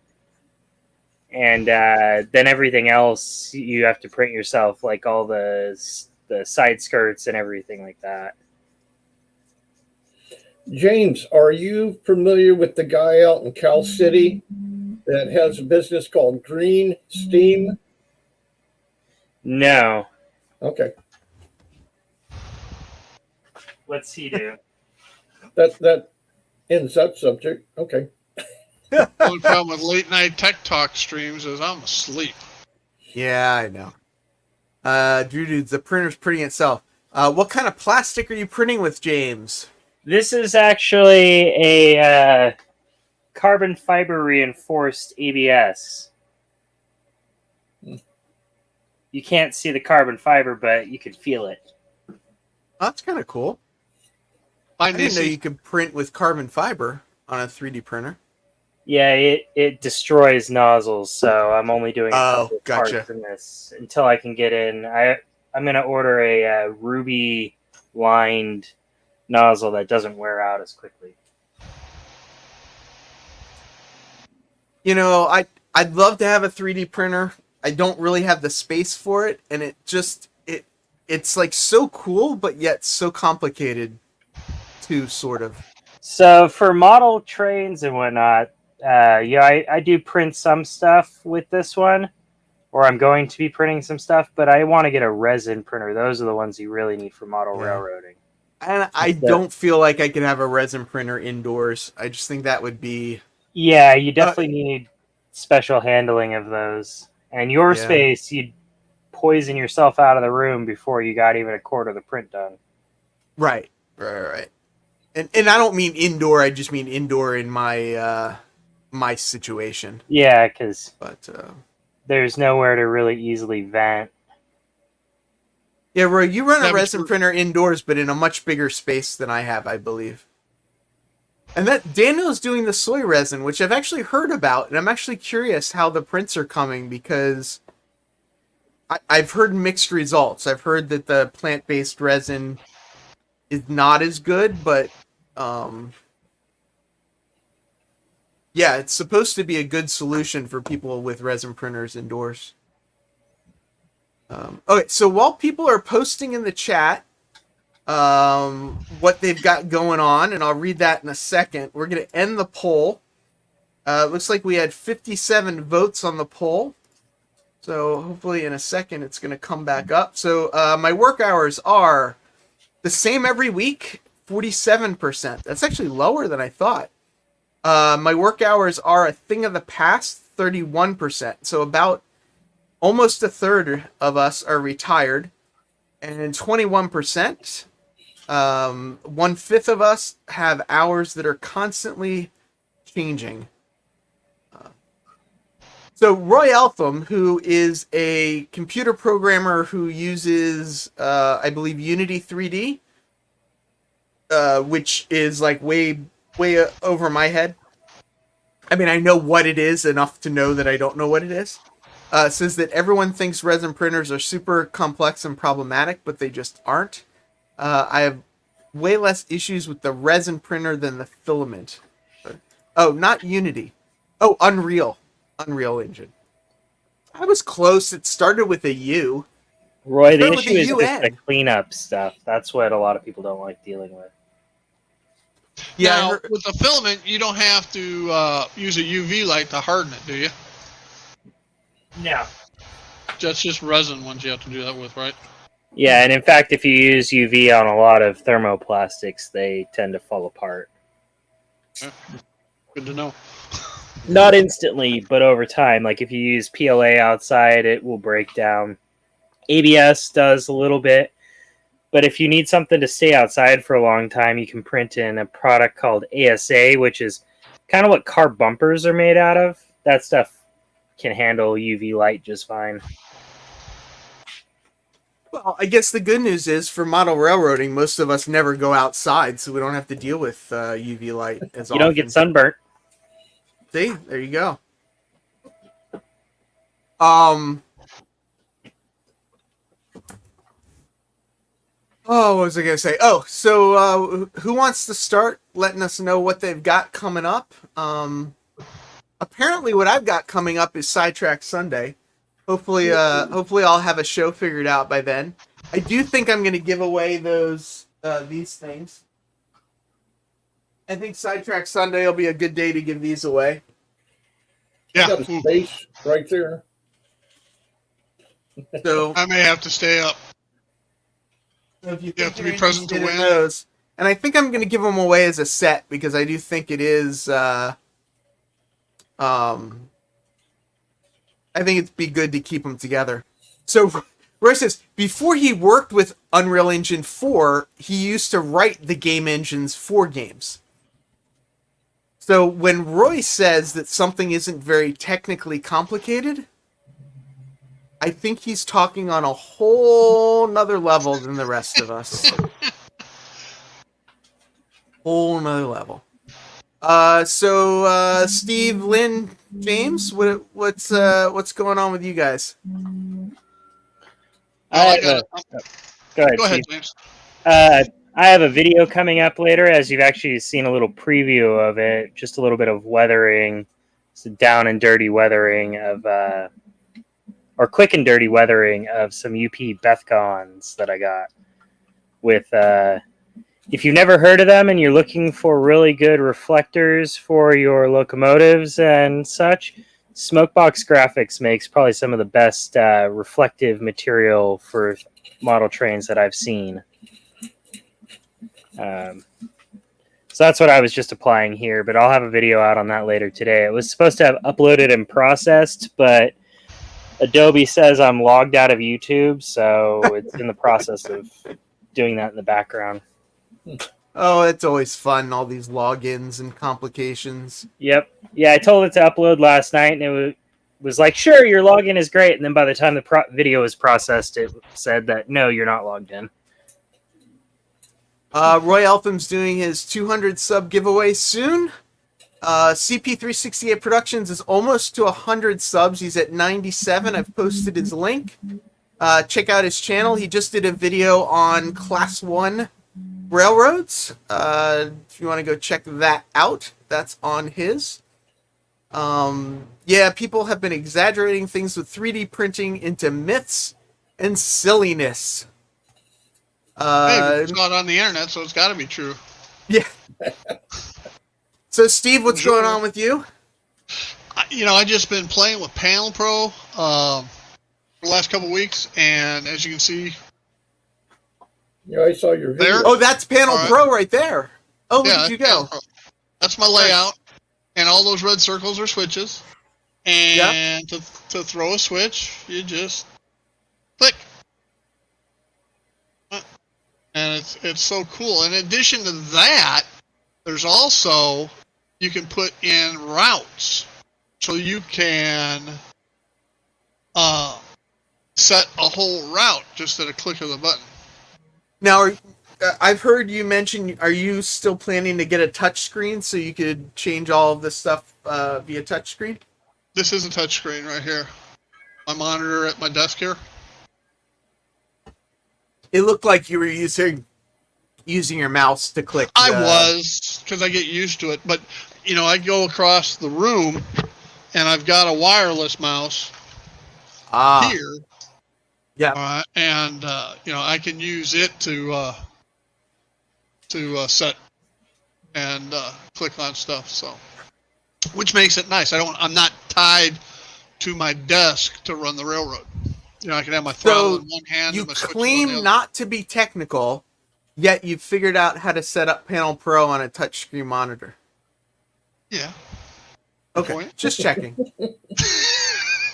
I'm not a computer programmer. That's why I don't go into Arduinos. Now, the next thing I've got. Wait. But you have an Arduino. You use I don't. Arduinos. No, I have not. I Ever. thought you No. did. Oh. If I want something animated, I'm going to buy it animated. I'm not going to get into the programming and wiring and all that kind of stuff. I just want to be able to put it onto my power bus and let her go, like grade crossings and so forth, or my smokestack, or my flame in my refinery, or blinking red light at the refinery. None of that's Arduino. All that is off the shelf stuff. Gotcha. The next step here, though, is to get my trains identified so that I can run in operations. I can generate the manifest for a particular train. So Andy Ambrose says he's not good with the touchscreen as he eats too many cream cakes. I would have a similar problem. My touchscreen would be full of whiteout and stuff like that. You gotta see my phone. DB Tech, I have an Arduino to control my point-to-point trolley. Yeah. See, Roy, here we go. Programming is really pretty easy. You just need to get over the jargon hurdle.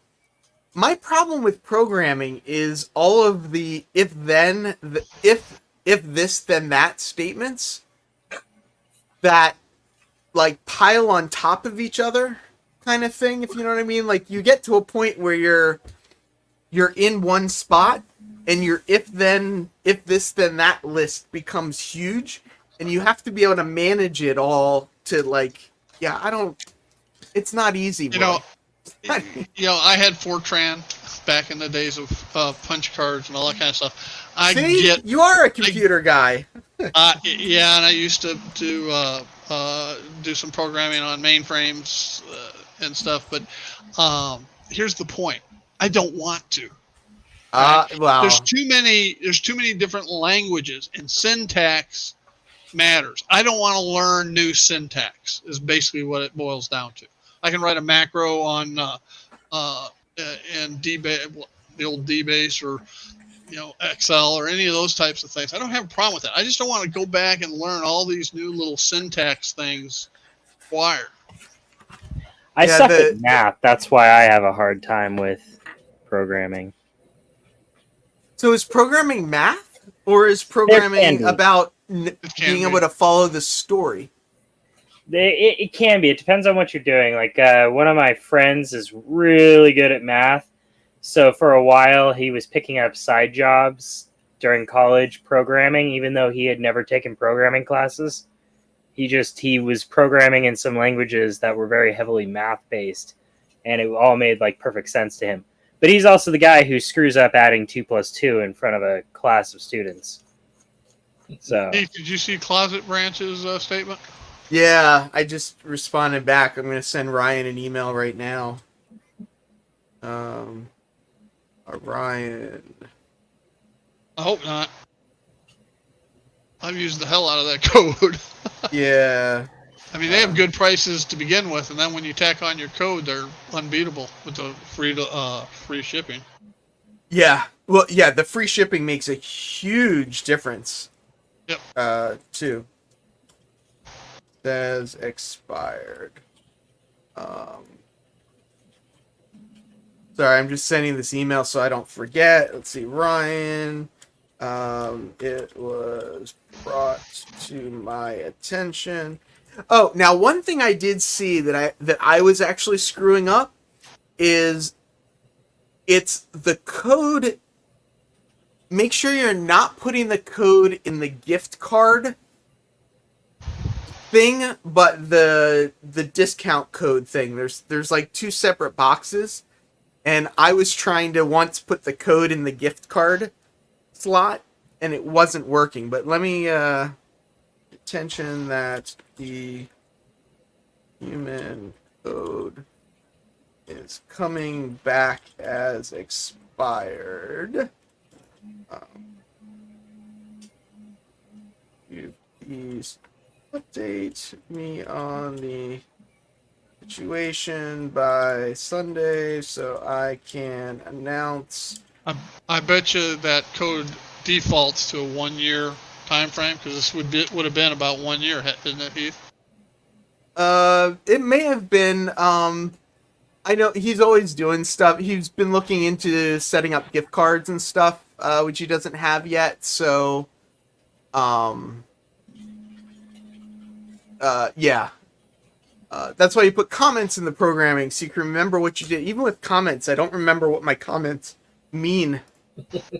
That's my problem. Yeah, Alan, I'll check that out again, and hopefully I'll get an answer by Sunday, and I'll let people know what's going on. Whatever we had in college had way too much math in it. Beginner's course.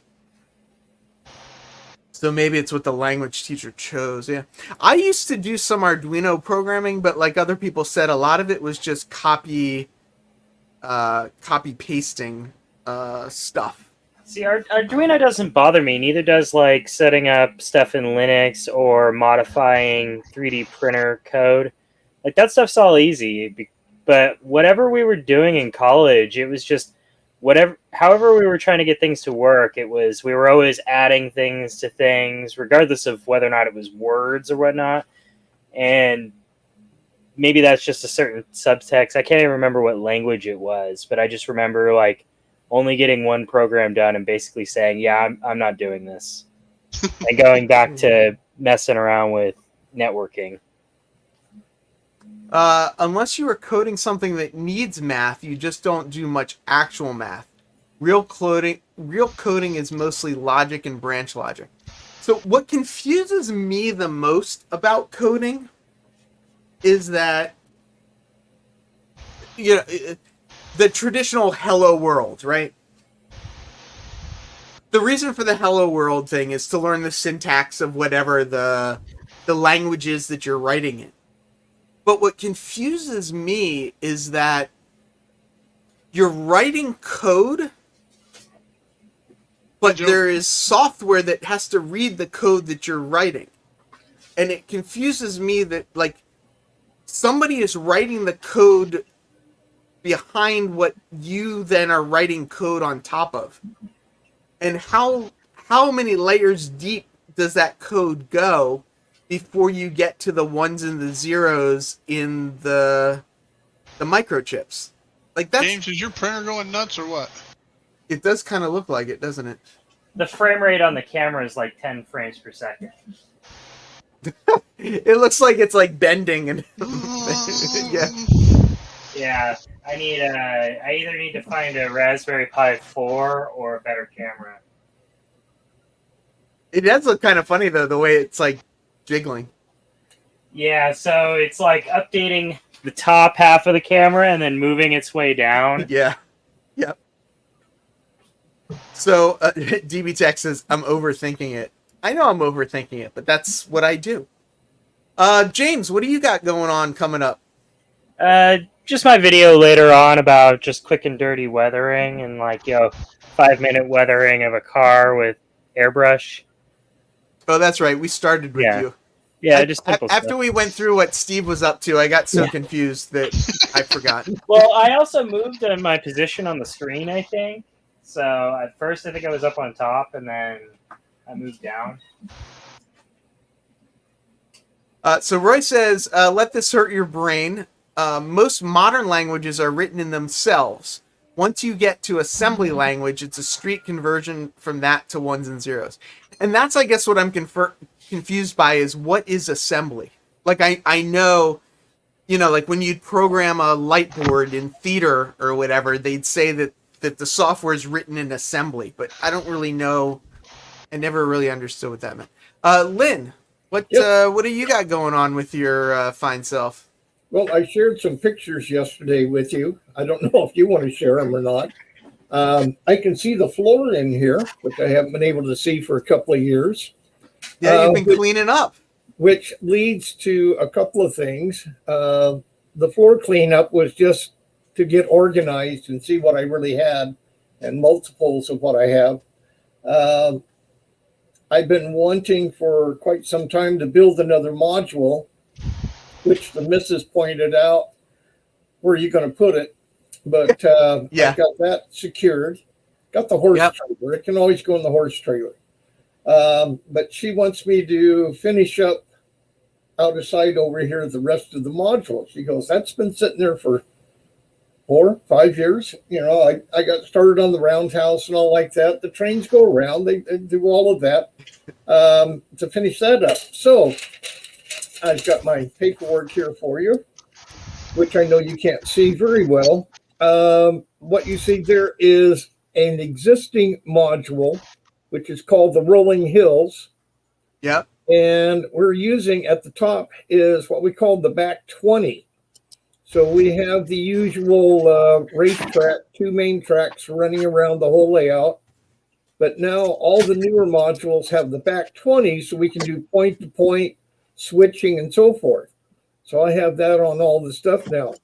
Now I'm moving over, and this is the idea. This will be a desert scene, which will match up to the other one. These are both 6 foot long. The only difference between the top one and the bottom one is the crossover. And the problem has been at the shows that you're running on the back and you pick up some cars, you do all the switching, all the cool stuff like that.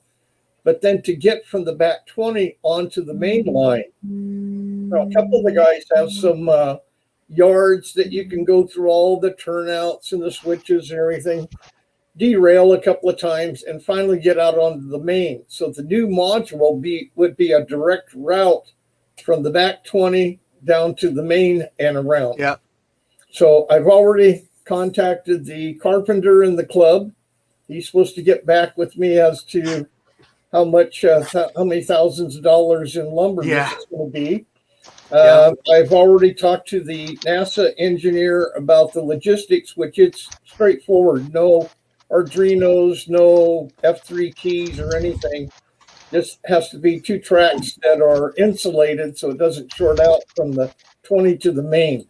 Each one of the tracks, the first, second, and the third, are all on separate power sources. Each one of them has its own command station and so forth. So if one shuts down, the others keep working. And already put in an order for all of the turnouts, the track, the stuff like that. And I have it in the other room, but I've been collecting all the buildings and everything for this project for the last year. Oh, there you go. Even though the missus was under the assumption that this wasn't going to happen, but she gave the go-ahead the other day when I started cleaning the room and promised to finish this up over here. And then we got a show coming up out in Ridgecrest in about 5-6 weeks, something like that. So, Well, good luck. I hope you won't be sleeping on the couch over this module. And as long as she doesn't see the checkbook, yeah. Yeah, exactly. Exactly. So, people were clarifying this language stuff we were talking about. Assembly language is just a human readable thing that represents the binary bytes that the CPU runs. And as Steve said, thanks for the clarification. It's now clear as mud. Edward Katie's starting to throw in gate array programming, which the only thing I could figure, and I'm completely making this up, but gate array programming, I'm guessing, is just you have multiple gates and you apply a positive voltage to the gate to open it, and if there's no voltage, it's closed, and depending on how you throw the different gates, Lockable or happen. momentary? But We're back to lockable or momentary? Not momentary, because yeah, I don't think so. But yeah, so I feel like, we got to a great place. We now understand everything about Y-throttle servers, about assembly language, about Arduinos. Oh, I'm being told rusty. no, I was wrong. Now I got to look up gate array programming because I don't know what it is. Let's see, gate array programming. Oh, I thought you said Gatorade. Okay.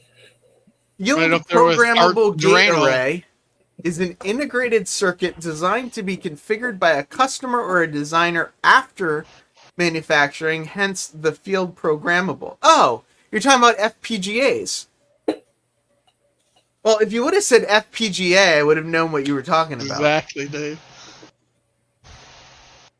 All I know is that in all of the video processing units, they usually have FPGAs. So David said Koi. Yeah, Koi. Right. We started with Koi. We got into Rust. We ended with programming. Yep, we did do a little 3D printing conversation. Now we're talking about FPGAs.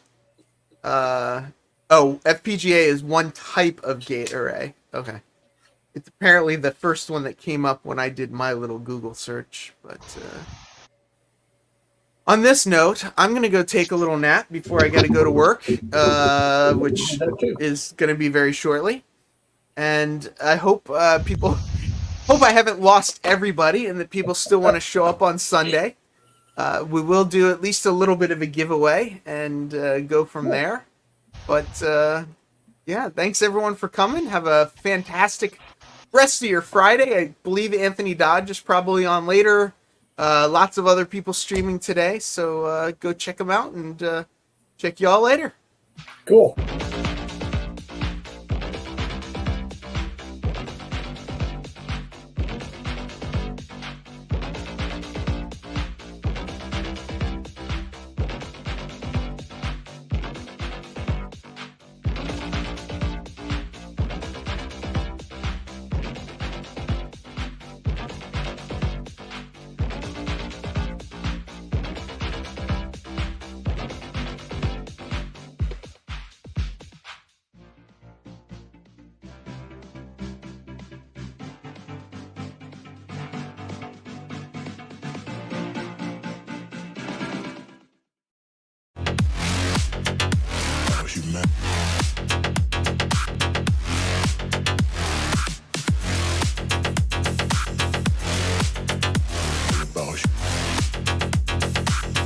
It's all about humanity. About humanity.